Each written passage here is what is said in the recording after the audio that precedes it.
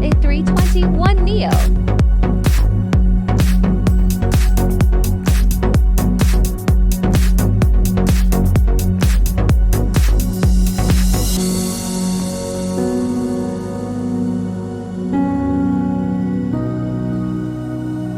Delivered in April 2018, this A321neo is part of Hawaiian's move toward fuel-efficient aircraft for Trans-Pacific and West Coast U.S. routes with a capacity of 189 passengers. It operates key routes between the mainland and Hawaii.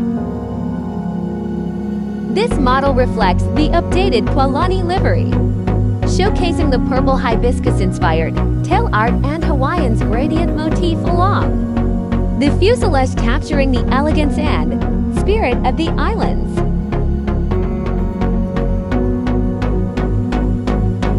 Clean paint job and livery.